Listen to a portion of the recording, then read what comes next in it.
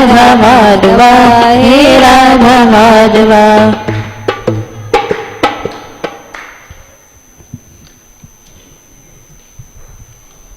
जय श्री राधे, जय श्री राधे। परम पूज्य श्री बाबा महाराज के चरणों में प्रणाम। प्रसंग है भक्त संग का, भक्तों में आसक्ति होना। कहा कि भक्तों में आसक्ति कैसे की जाए, क्योंकि भक्त संग से, भक्तों में आसक्ति करने से दृष्टि प्राप्त होती है, ज्योति मिलती है। क्योंकि जो हम अंधेरे में रह रहे हैं, उस अंधेरे में से प्रकाश देने वाला एकमात्र भक्त होता है। क्योंकि भक्त संग से ही जीव का कल्याण होता है। और भक्त संग हमें कैसे प्राप्त होगा? ये नहीं कि थोड़ी देर कथा सुन लिया, उसके संग कीर्तन कर लिया, बैठ लिए, ये भक्त संग नहीं हुआ। भक्त संग ये कि उसमें आसक्ति कर लेना। आसक्ति करने के बाद ही हमें सच्चा भक्त संग मिलेगा। क्योंकि आज हम सब भक्त संग ना करके संसारियों में आसक्ति करते हैं। पर संसारी आसक्ति से जीव का उद्धार नहीं होता। एकमात्र भक्त संग से ही जीव इस संसार को पार कर सकता है।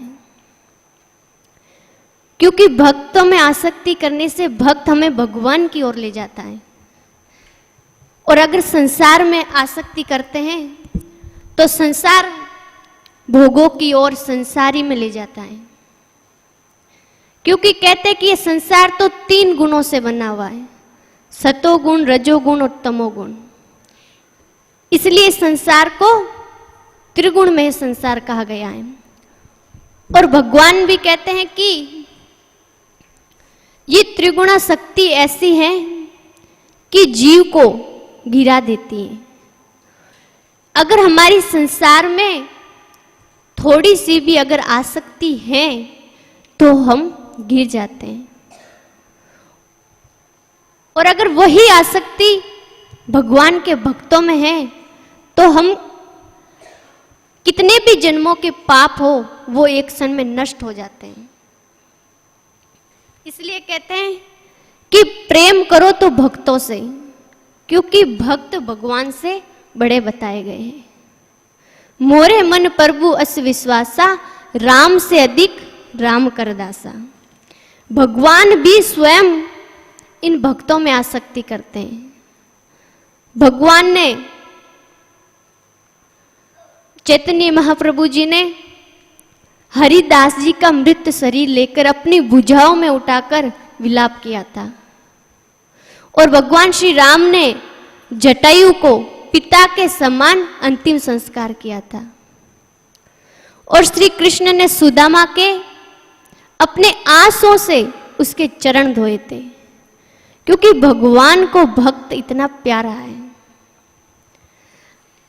अगर भक्त का संग करने के लिए, भक्त में आसक्ति करने के लिए हमें अपना सब कुछ छोड़ना भी पड़े तो उसमें भी दुख नहीं मानना चाहिए। उसको भी त्याग दो जो वस्तु भक्त का संग छुड़वाती है। क्योंकि भक्त को भगवान से बड़ा बताया करो, और भक्त ही हम सभी जीवों को भगवान से मिला सकता है। भक्त के संग से ही हम भगवान की प्राप्ति कर सकते हैं। और ऐसे ऐसे भक्त हुए कि जो भक्तों का संग पाने के लिए उन्होंने अपना सब कुछ त्याग दिया, सब कुछ छोड़ दिया। क्योंकि भक्त में आसक्ति हो जाना ही इस संसार से पार होना है। इसी तरह एक बार एक राजा के यहाँ संत आए थे। राजा बड़ा ही भक्त था। जो भक्त होता है, जो सच्चा भक्त होता है और जिसकी भगवान के भक्तों में सच्ची आसक्ति होती है वो अपना सब कुछ छोड़ सकता है। तो उस राजा के महल में संत आए और संत हर समय उस राजा के महल में भजन कीर्तन करते, भगवान की कथा करते, क्योंकि जहां संत महापुरुष जाते हैं वहीं उनका स्वभाव है कि वहीं कीर्तन करना, भजन करना। क्योंकि भक्तों की एक ही पहचान है कि वो हर समय भगवान का गुणगान, भगवान की लीला गाते हैं, हर समय भगवान का कीर्तन करते हैं। तो उस राजा के महल में वो संत हर समय कीर्तन करते, उस राजा का महल ऐसा लगने लगा कि कोई सत्संग भवन, उसका महल ऐसा लगने लगा कि यहाँ पे कोई करोड़ों मंदिर भी के समान लगने लगा। तो वो संत हर समय वहां कीर्तन करते और राजा उन संतों में इतनी आसक्ति थी कि वो यही चाहता था कि ये संत मेरे महल को छोड़कर कभी भी यहां से जाए नहीं। तो एक बार उन संतों ने कहा कि हम यहां से चले जाएंगे। तो उस राजा को दुख हुआ कि अब क्या होगा, अगर ये संत यहां से चले गए तो मैं अपने प्राण ही त्याग दूंगा। उसकी उन संतों में इतनी आसक्ति कि वो उन संतों के लिए अपने प्राण त्यागने के लिए भी तैयार हो गया। तो रानी को पता चला कि अगर ये संत महापुरुष यहां से चले गए तो ये राजा प्राण त्याग देगा, और अगर प्राण त्याग देगा तो राज्य का सर्वनाश हो जाएगा। तो उसने सोचा कि सर्वनाश से अच्छा आधा नाश हो जाए। तो उनका एक पुत्र था, तो रानी ने उस पुत्र को दूध में मिलाकर विष दे दिया। उसने सोचा कि अगर ये मेरा पुत्र मर जाएगा तो संत थोड़े दिन तो यहां और रुके रहेंगे, उससे राजा को सुख मिलेगा। और अगर फिर वो पुत्र मर गया तो संतों के पास खबर पहुंची कि राजा का पुत्र मर गया है। तो संतों ने आके देखा कि ये तो विष से नीला पड़ा हुआ, और संत तो महापुरुष थे, वो सब जान गए कि क्या लीला हुई। तो उन संतों ने उस रानी से पूछा कि तुमने ऐसा क्यों किया। तो उसने कहा कि हमने ऐसा इसीलिए किया कि इसके मर जाने से अगर आप थोड़े दिन और यहाँ रुकते हो तो हमें और सत्संग का लाभ मिलेगा। तो संत ने राजा से कहा कि देखो तुम्हारी रानी ने ये क्या किया।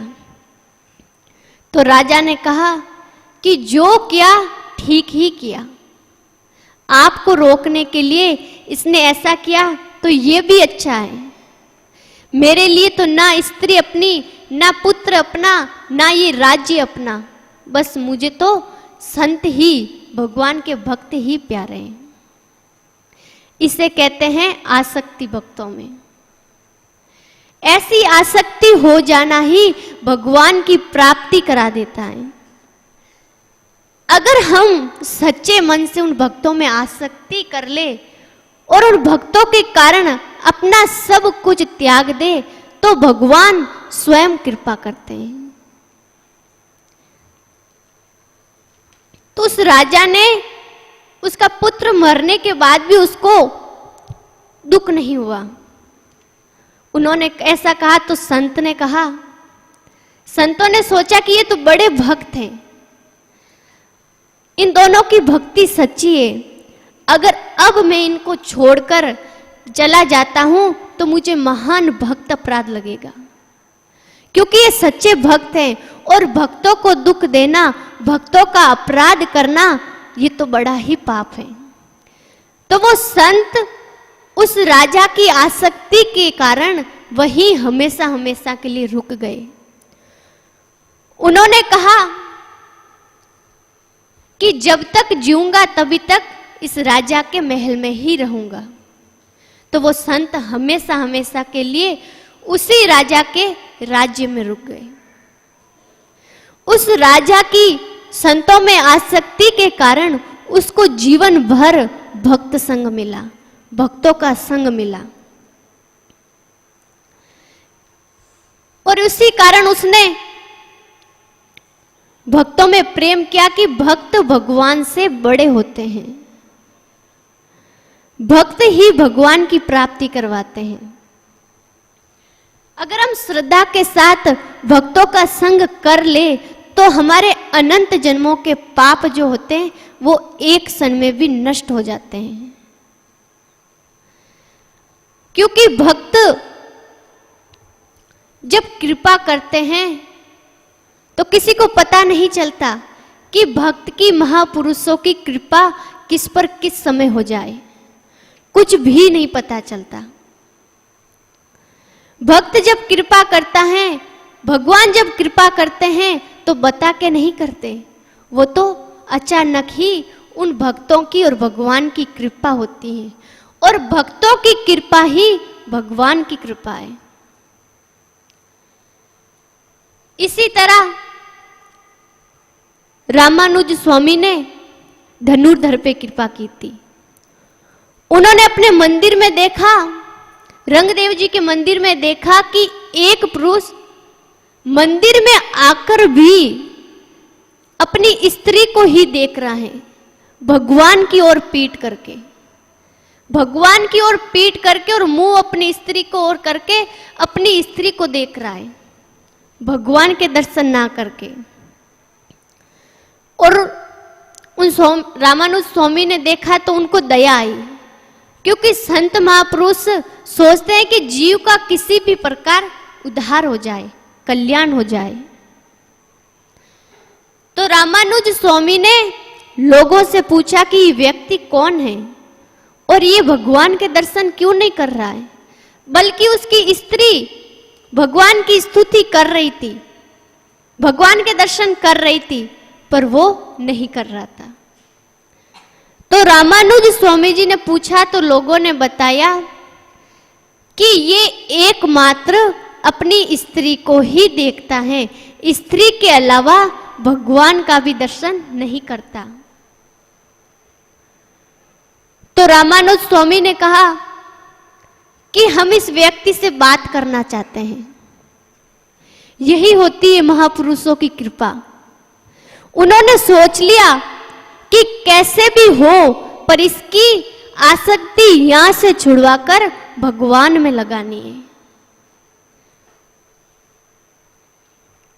तो लोगों ने कहा कि अगर इसकी स्त्री इससे कह देगी कि तुम रामानुज स्वामी से बात कर लो तो ये कर लेगा। तो उसकी स्त्री ने कहा कि ये स्वामी जी महान भक्त है, महापुरुष है, तुम इनसे बात करो। तो वो गया तो स्वामी जी ने कहा कि तुम मंदिर में आकर भी भगवान के दर्शन क्यों नहीं करते हो, भगवान को क्यों नहीं देखते हो, अपनी स्त्री को ही क्यों देख रहे हो। तो उसने कहा कि मैं सुंदर वस्तु के अलावा किसी और वस्तु को नहीं देखता हूं। तो स्वामी जी ने कहा कि अगर तुम्हें इससे भी सुंदर, इससे भी अधिक सुंदर कोई वस्तु मिल जाए तो क्या तुम उसको देख लोगे। तो उसने कहा कि अगर मेरी स्त्री से भी अधिक सुंदर कोई वस्तु है तो मैं उसको देख लूंगा। तो रामानुज स्वामी समझ गए कि ये व्यक्ति कोई कामी नहीं है, भोगी नहीं है, ये तो बस एक सुंदरता का उपासक है। इसको अगर कोई सुंदर दूसरी वस्तु दिखा दे तो वो दूसरी वस्तु देख लेगा। उन्होंने उसमें देखा कि ये बड़ा ही सरल स्वभाव का है, इसमें कपट नहीं है, छल नहीं है। क्योंकि संत महापुरुष कहते हैं कि जिसके अंदर कपट छल नहीं होता वो भगवान की प्राप्ति कर लेता है। और भगवान भी कहते हैं कि निर्मल जन सो मोहि पावा, मोह कपट छल छिद्र न भावा। जिस व्यक्ति के अंदर कपट नहीं, छल नहीं, वो भगवान का प्यारा होता है। तो रामानुज स्वामी ने उसमें देखा कि बड़ा ही सरल स्वभाव का है, बड़ा ही भोला है, ये तो एकमात्र सुंदरता का उपासक है। तो उसने धनुर्धर स्वामी से उन्होंने कहा कि तुम एक बार रंगदेव जी के दर्शन करोगे? तो उसने कहा बस एक बार कर लूंगा। तो स्वामी जी ने रंगदेव जी से कृपा की कि भगवान इस पे कृपा करो, ये बड़ा ही सरल स्वभाव का है, बड़ा ही शुद्ध भाव का है, आप इसको एक बार ऐसी झांकी दिखाओ कि ये आपके अलावा किसी और को नहीं देखे। तो जब उस धनुर्धर ने रंगदेव जी के दर्शन किए तो भगवान ने ऐसी झांकी दिखाई उसको कि वो जीवन भर के लिए भगवान का भक्त बन गया, भगवान की सुंदरता पे मोहित हो गया। फिर तो वो भगवान को ही देखने लग गया। ये होती है संत महापुरुषों की कृपा, कि उसकी आसक्ति कहाँ थी? सुंदरता में, अपनी स्त्री में, और उन भक्तों की, उन संतों की कृपा से उसकी आसक्ति वहां से हटकर स्वयं भगवान में हो गई, उन भक्तों में लग गई। जब उसने रंगदेव जी की झांकी देखी, उनकी सुंदरता देखी, तो उसका भाव पलट गया, भगवान में प्रेम हो गया। और उसी क्षण रामानुज स्वामी के चरणों में गिर के बोला कि आपने तो मेरा कल्याण कर दिया। तो उसी धनुर्धर को रामानुज स्वामी ने अपना शिष्य बनाया, और इतना प्यारा शिष्य बनाया क्योंकि उसके अंदर कोई भी द्वेष, राग, छल, कपट कुछ भी नहीं था। पर यह संसार ऐसा है कि अपने से अच्छा किसी को भी देखता है तो उससे द्वेष करता है, उससे राग करता है। तो रामानुज स्वामी के दूसरे शिष्यों ने देखा कि स्वामी जी इसको इतना प्रेम करते हैं, इतना मानते हैं, उनके मन में उसके विरोध करने के लिए गलत गलत भाव आने लगे। पर रामानुज स्वामी बड़े महापुरुष थे, वो तो सब अंतर्यामी थे, सब जानते थे। वो ये जान गए कि इन शिष्यों के मन में क्या आ रहा है। तो उन्होंने उन शिष्यों से कहा कि तुम एक दिन धनुर्धर के घर जाकर चोरी कर कर सब लेके आ जाओ। तो वो शिष्य धनुर्धर के रात में घर गए चोरी करने के लिए, क्योंकि जो जिसे द्वेष करता ना उसका नुकसान हो रहा है, उसका कुछ बिगड़ रहा है, ये नहीं सोचता, बस यही सोचता है कि इसका किसी प्रकार नुकसान हो जाए। तो वो धनुर्धर के घर गए तो धनुर्धर की पत्नी घर पे थी, वो भी बड़ी भक्त थी। उसने देखा कि हमारे गुरु भाई आए हैं और अगर वो चोरी करके ले जाएंगे तो भी कोई बात नहीं, क्योंकि ये सब रंगदेव जी का है और ये रंगदेव जी के लिए ही लेके चले जाएंगे, रंगदेव जी की सेवा में ही काम आएंगे। तो वो सोने का ढोंग करके सो गई। तो उन लोगों ने सब चुरा लिया और अंत में उन्होंने देखा कि धनुर्धर की पत्नी ने भी जो गहने पहन रखे हैं वो भी उतार के ले चले। तो वो लोग उसके भी गहने उतारने लगे। तो उसकी पत्नी ने सोचा कि एक तरफ के तो मेरे गहने उतार लिए हैं, एक तरफ के और उतार ले। तो उसने करवट बदली तो वो लोग डर के भाग गए कि कहीं जग तो ना गई। जब वो चोरी करके रामानुज स्वामी के पास गए और फिर रामानुज स्वामी ने धनुर्धर को कहा कि तुम अपने घर जाओ, और उन शिष्यों से कहा कि तुम धनुर्धर के पीछे पीछे जाकर ये सुनो कि ये पति पत्नी क्या बात करते हैं जो तुमने चोरी की है। तो जब धनुर्धर घर पहुंचे तो उनकी पत्नी ने कहा कि आज आपके गुरु भाई आए थे चोरी करने के लिए, और जब वो चोरी करके सब ले गए तो मैंने सोचा कि मेरे एक तरफ का तो गहना उतार लिया है और एक तरफ का और उतार के ये भी ले जाए तो अच्छा है, क्योंकि रंगदेव जी की सेवा में ही लगेगा। तो धनुर्धर ने कहा कि ये तो कितना अच्छा हुआ कि हमारा सब सामान श्री रंगदेव जी की सेवा में चला गया। उन संतों के कारण धनुर्धर की भगवान में और भगवान के भक्तों में इतनी आसक्ति हो गई, इतना प्रेम हो गया, उसने सोचा कि सब कुछ चला जाए तो भी कोई बात नहीं, मेरा सब कुछ लूट जाए तो भी कोई बात नहीं। ये होता है संतों के प्रति और भक्तों के प्रति प्रेम। तो बाद में धनुर्धर ने अपनी पत्नी से कहा कि जो ये थोड़े से गहने बचे हैं ये तुम स्वयं जाकर रंगदेव जी के मंदिर में देख के आ जाओ। हमारी हर वस्तु अगर भक्तों की सेवा में और रंगदेव जी की सेवा में काम आती है तो इससे बड़ी क्या बात हो सकती है।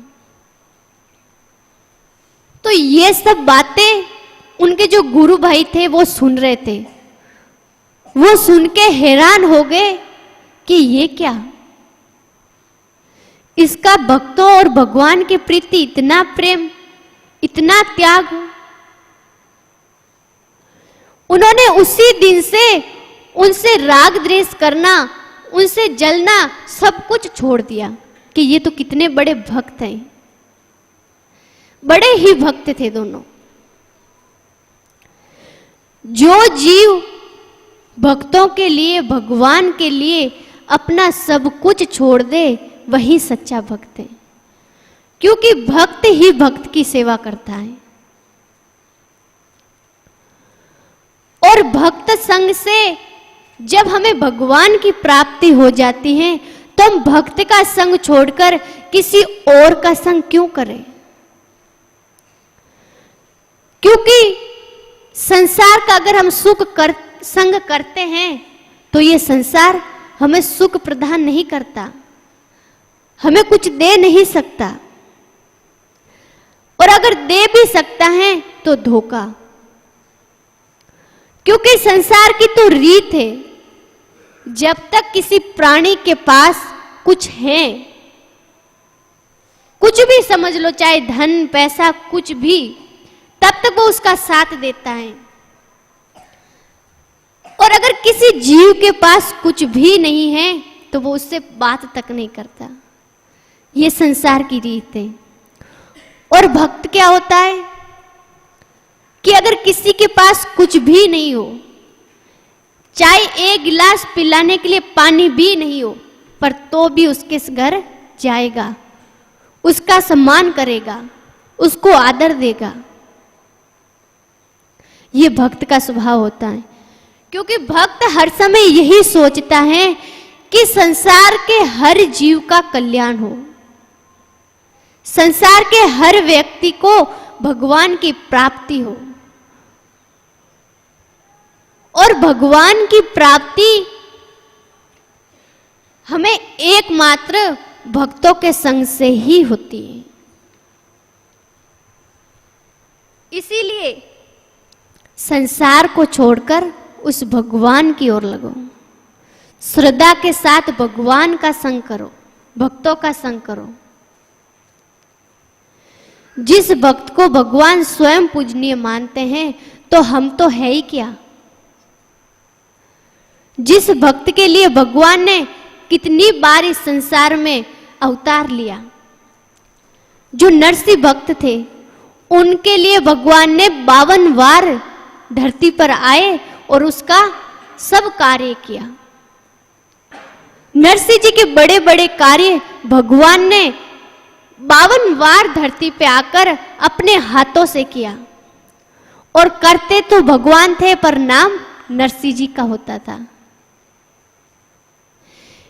इसी तरह एक बार नरसिंह जी के यहाँ नगर में कोई संत आए थे, तो संतों को द्वारिका जाना था।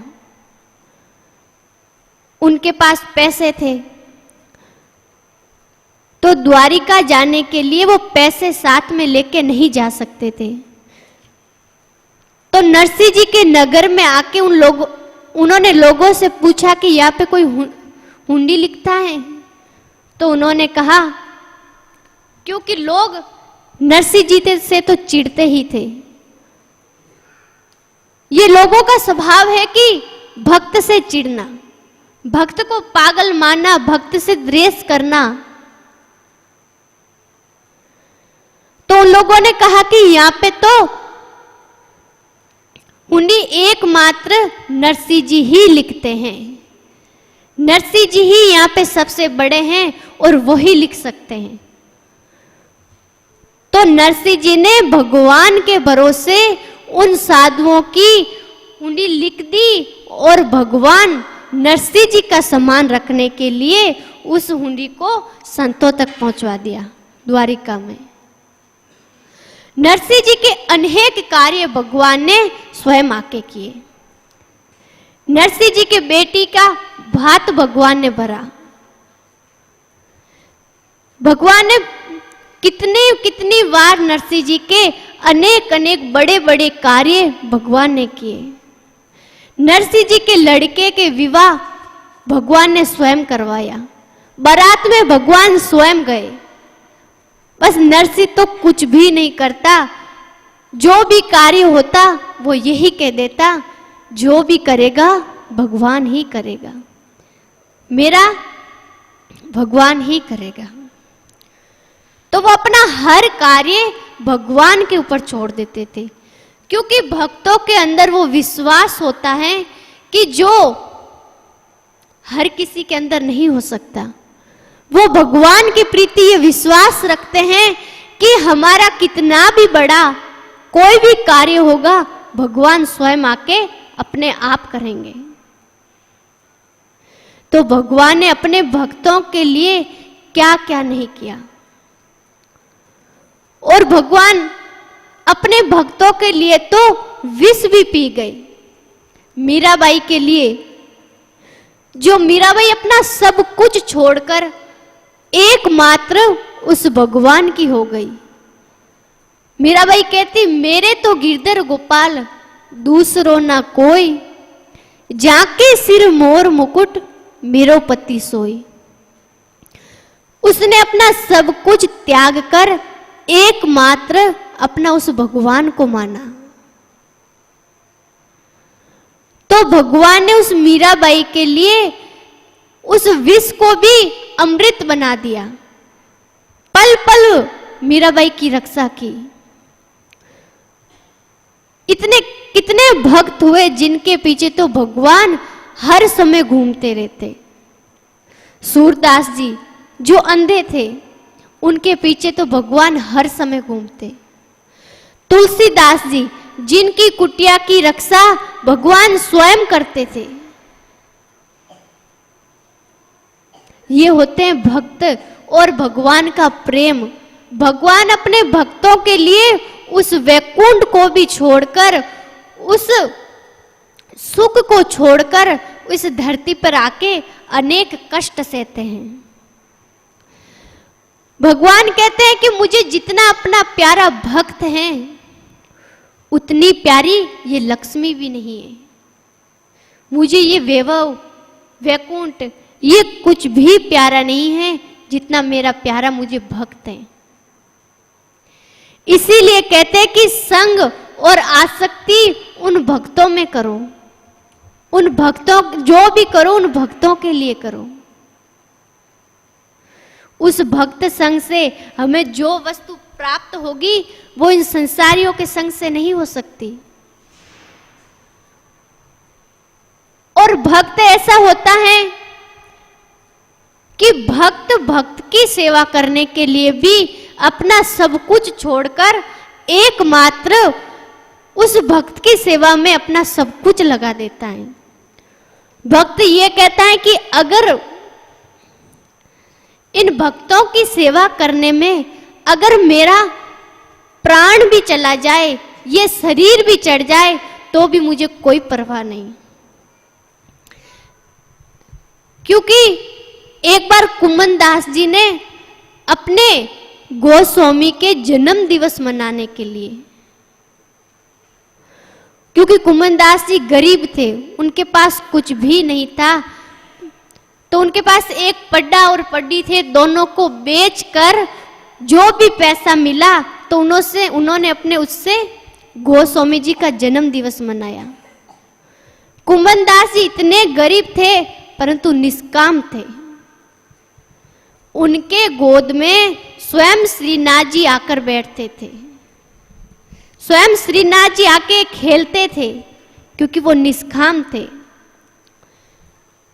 पैसा होना कोई बड़ी बात नहीं है, प्रेम होना वो बड़ी बात है, भगवान के प्रति प्रेम होना।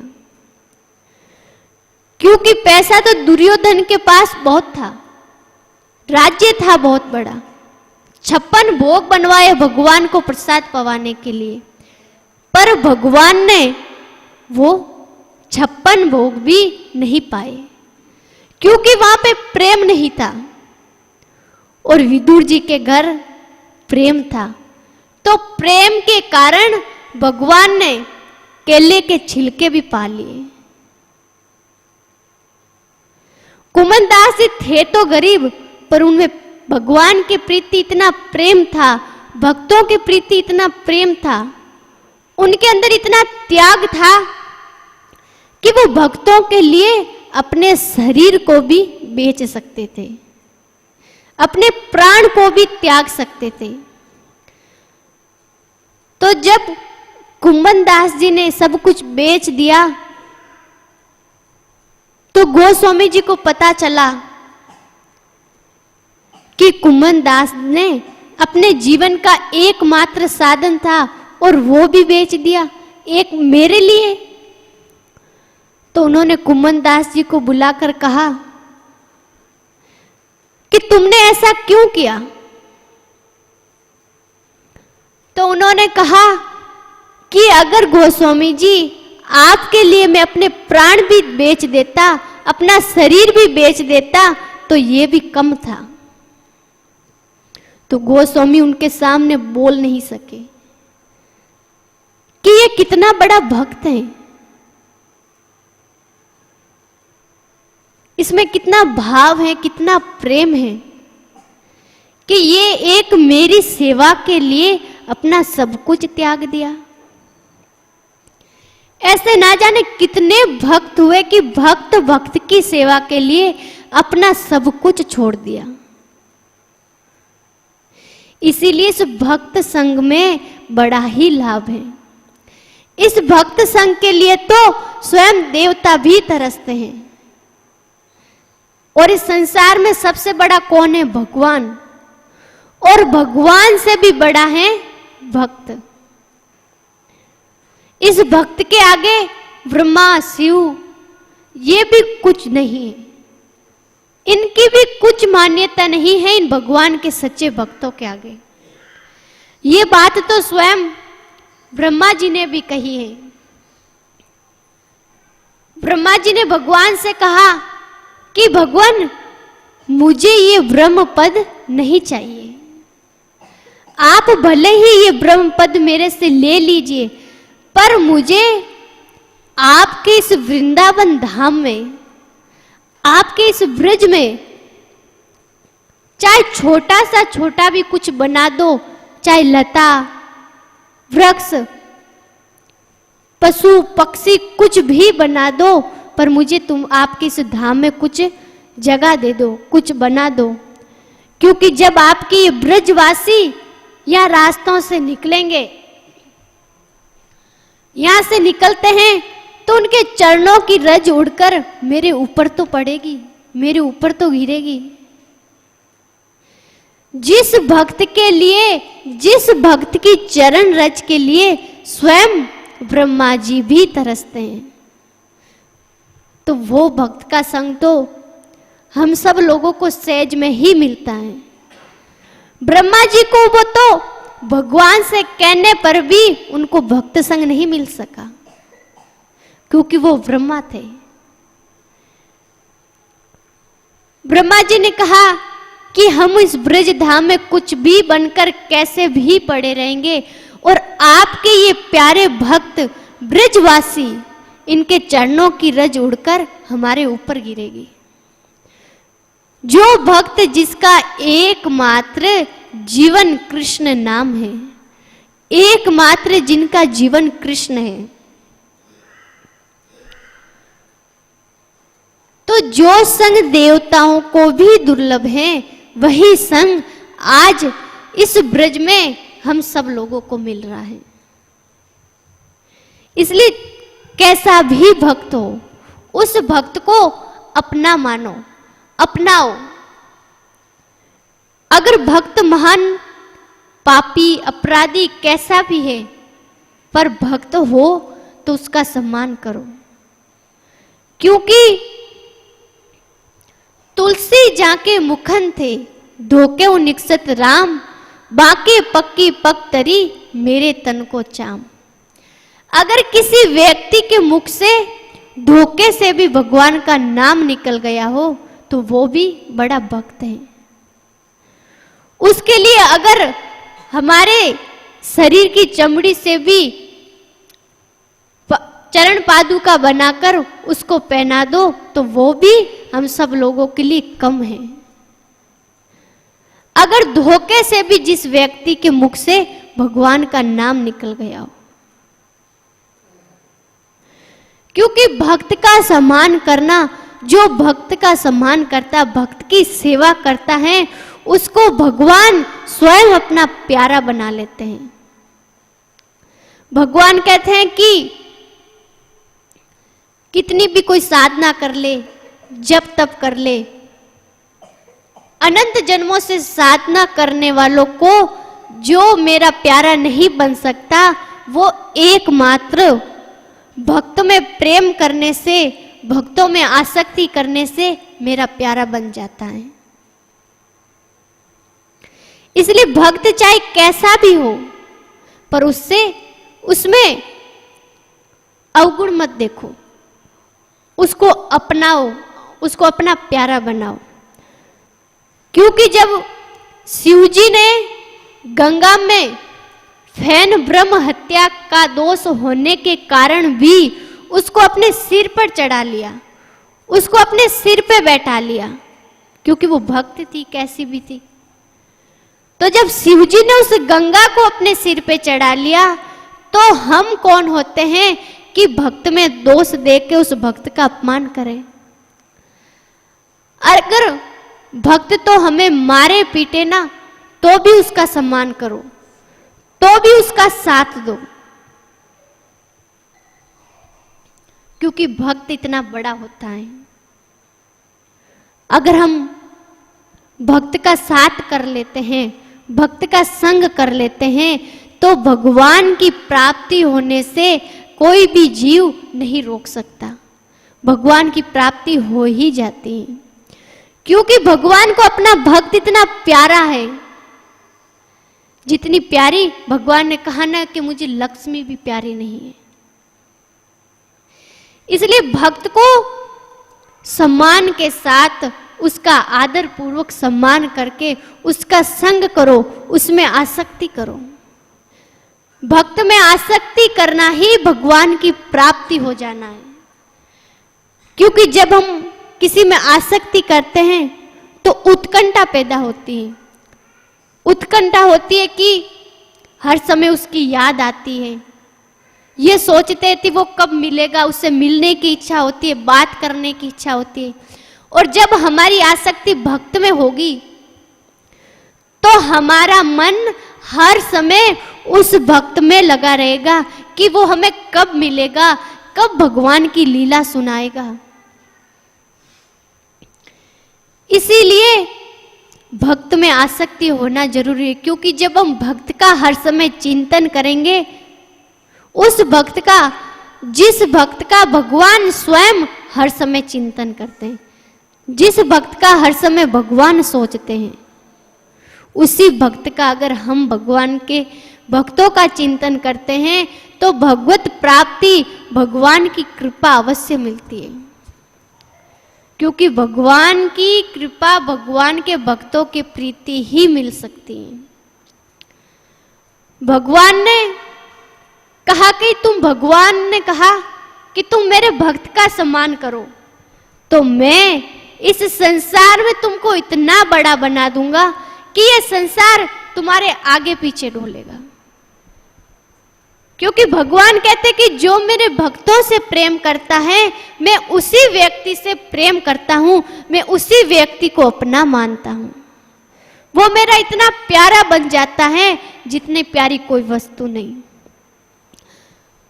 और अगर वही जीव उस भक्त का नेक भी अपराध कर दे तो उसको, उस भक्त अपराध से कोई भी नहीं बचा सकता, यहां तक कि भगवान भी नहीं बचा सकते। संसार में सबसे बड़ा अपराध है तो भक्त अपराध है। अगर हमने कोई दूसरा अपराध किया है, कितना भी बड़ा अपराध किया है, तो उस अपराध को भक्त सेवा से, भक्त संग से वो अपराध नष्ट हो जाएगा।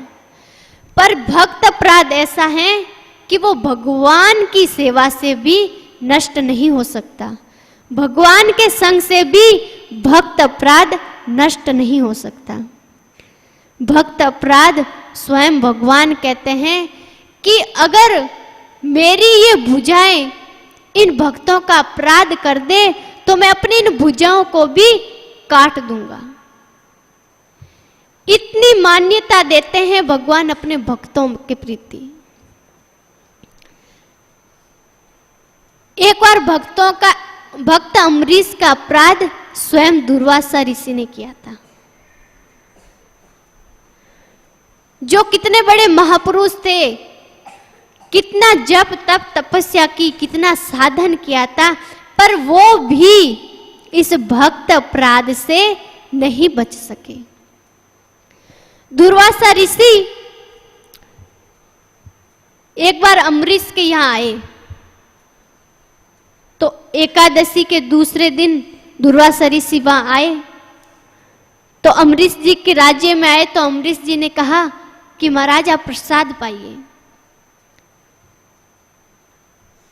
तो दुर्वासा ऋषि ने कहा कि मैं अभी संध्या करके आता हूं, नहा के आता हूं, फिर वापस आकर प्रसाद ग्रहण करूंगा। तो अम्बरीश जी ने उनको कहा कि जैसी आपकी आज्ञा। पर दुर्वासा ऋषि को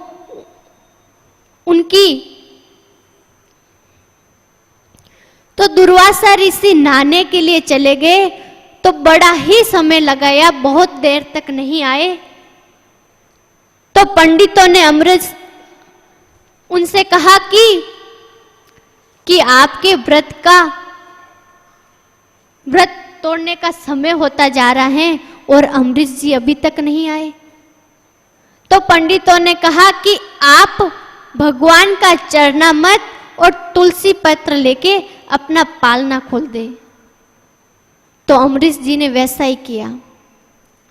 तो दुर्वासा ऋषि ने वहां पे स्नान करते हुए भी, महापुरुष तो थे ही, उन्होंने देख लिया कि राजा अम्बरीश ने ऐसा किया है। तो उन्होंने आकर अम्बरीश के पास आए और बड़ा ही क्रोध किया। इतना क्रोध किया कि पहले तो तुमने मेरे को निमंत्रण दिया और फिर मेरा अपमान किया। अगर तुम्हें पहले ही अपना पालना तोड़ना था, पहले ही प्रसाद पाना था, तो मेरे को निमंत्रण क्यों दिया? उन्होंने इतना क्रोध किया कि उन्होंने उसी समय कृत्या राक्षसी को प्रकट किया और आदेश दिया कि इसको, अम्बरीश को अभी जलाकर भस्म कर दे, अभी मार दे। पर भक्त का कोई क्या बिगाड़ सकता है? जिसके ऊपर भगवान की कृपा होती है उसका कोई भी कुछ नहीं बिगाड़ सकता। अम्बरीश जी के तो पूरे राज्य की रक्षा भगवान का सुदर्शन चक्र करता था। अमरीश जी का हर कार्य भगवान का सुदर्शन चक्र करता था। तो उन्होंने उस राक्षसी को आदेश दिया तो वो अमरीश जी को छू भी नहीं सकी, क्योंकि भगवान के सुदर्शन चक्र ने उस राक्षसी को उसी समय नष्ट कर दिया। क्योंकि भक्त भगवान के भरोसे रहता है और उसका हर दुख हर सुख में भगवान उसकी रक्षा करते हैं। तो उस दुर्वासा ऋषि ने